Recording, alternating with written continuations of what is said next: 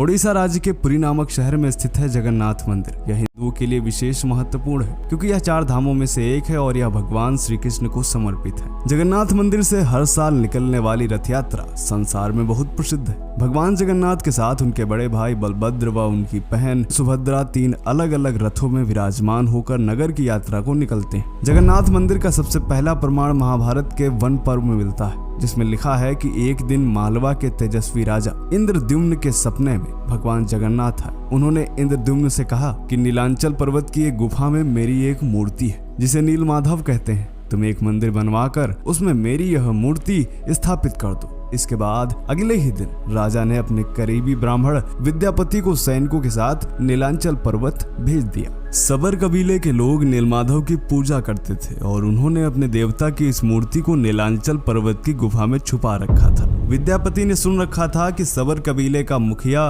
विश्ववसु नीलमाधव का उपासक है और वह आसानी से यह मूर्ति राजा को नहीं सौंपेगा। इसलिए विद्यापति ने मुखिया की बेटी से विवाह कर लिया और अपनी पत्नी की सहायता से मूर्ति चुराकर राजा इंद्रद्युम्न को सौंप दी। जब विश्ववसु को यह पता चला कि मूर्ति चोरी हो गई तो वह अत्यंत दुखी हुआ। अपने परम भक्त को दुखी देखकर भगवान भी दुखी हुए और वह मूर्ति रूप में पुनः वापस गुफा में लौट आए। कुछ वर्षों बाद राजा ने जब विशाल मंदिर बनवा लिया तो भगवान से मंदिर में विराजने की प्रार्थना की। तब भगवान ने कहा कि द्वारिकापुरी से समुद्र में तैरकर एक विशाल पेड़ का टुकड़ा आ रहा है, उसी से मेरी मूर्ति का निर्माण कराओ। राजा के सेवकों ने उस लकड़ी को ढूंढ तो लिया परंतु उठा नहीं पाए। तब राजा ने कबीले के मुखिया विश्ववसु को बुलाया और विश्ववसु अकेले ही वह लकड़ी का टुकड़ा उठा लाया। इसके बाद एक बूढ़े कारीगर के वेश में भगवान विश्वकर्मा प्रकट हुए और उन्होंने राजा से कहा कि वह मूर्ति बना सकते हैं, परंतु एक शर्त है, मूर्ति बनाने में 21 दिन लगेंगे। इस दौरान कोई भी मेरे समीप नहीं आएगा। इसके बाद वह एक कमरे में मूर्ति बनाने लगे।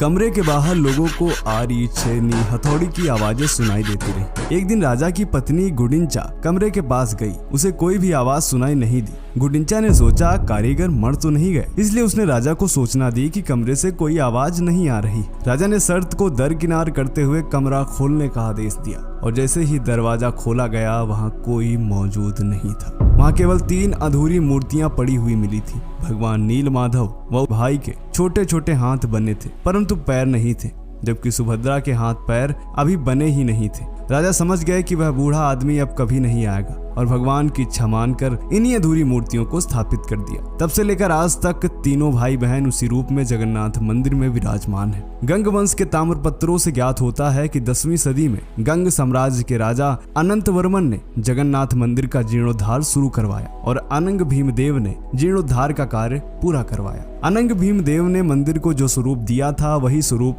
आज तक मौजूद है।